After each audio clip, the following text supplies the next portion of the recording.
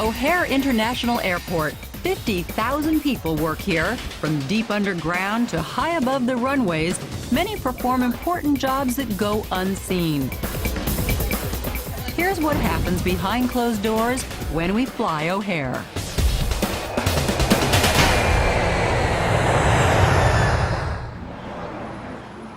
It starts at one of O'Hare's 4 terminals. We hit the curb with our luggage, we check it, and it disappears. For us, it's out of sight, out of mind. But for the airline, the intricate choreography to get our bag where we are going has just begun. Every day, more than 30,000 pieces of luggage and countless bags of U.S. mail go through the baggage handling system in this terminal alone. Getting each bag to the right plane as quickly as possible takes a combination of high-tech computers and old-fashioned muscle. But how does our luggage get to where we're going? It all happens 4 floors below the gates, behind closed doors. All right, now we're kind of down in the bowels of the airport. We're down underground, right? We sure are. We're 40 feet underground. This is one of the biggest bag rooms around. We have 40 piers down here. Down in the American Airlines bag room, 7 miles of belts are controlled by central computers. A laser reads the bar-coded tag on the luggage, and when our bag gets to the right spot on the belt, a pusher gives it a polite shove. And our bag drops down to the pier assigned to our flight. Here, it's loaded onto a cart and driven to the plane. And while we go through security screening on the way to the gate, our bag gets its own once-over for safety's sake. Security is taken very seriously here. Some bags are X-rayed, and on the international flights, we have what we call positive bag match, which basically means if you're not on the aircraft, neither is your bag. And that's pretty much all I can say about that. While on a typical day, American Airlines moves 30,000 bags, at Christmas the number is more than double that. I hear there might be 70,000 bags coming through here on that day. Sure, that sure could happen. That doesn't include the mail that comes through here, because the U.S. Post Office is our biggest customer.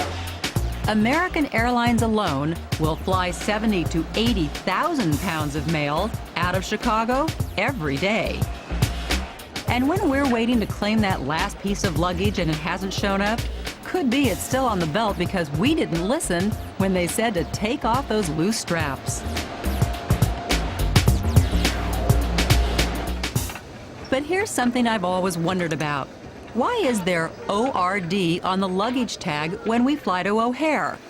Well, it's a little known fact. The ORD stands for the airport's original name, Orchard Field. It was 1949 when the name was changed to honor World War II flying hero and Chicago native, Lieutenant Commander Butch O'Hare.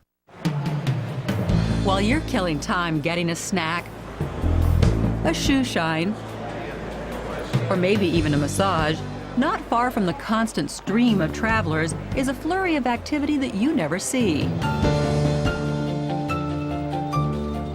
One story down, hidden beneath gate K-19, pilots and their crews are hard at work in flight operations. This is where they check the weather, verify flight routes, file flight plans, and get endless details organized before boarding the plane. A computer generates and files the flight plan, but long-haul international flights are plotted on paper as an extra backup. Meanwhile, 2 floors up from the gate area, the ramp tower is in charge of our plane. This is the airline's own control room. No plane pulls away from the gate into what they call the alley until the ramp tower says so. Sometimes we'll have 25 to 35 minutes to bring an aircraft in, deplane it, clean it, cater it, fuel it, make sure dispatch is all set up, get it reboarded, and get it out of here on time. And oh yes, these are the people that change the times and gates on the monitor when our flight is delayed. That's all part of this center in which we're updating constantly the arrival and departure times based on the equipment, where the crews are, if there's weather, if there's a delay because of ATC, air traffic control. That all comes from here. So you're the people we love to hate. Absolutely.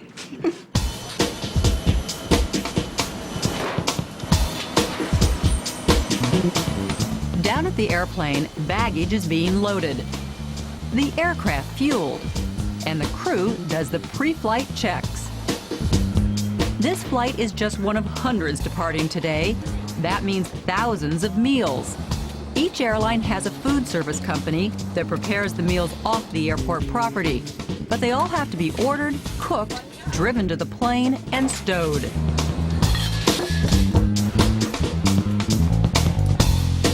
With the ramp tower's permission, the flight is pushed back from the gate. We're on our way to becoming one of 6,200 airplanes in flight over North America.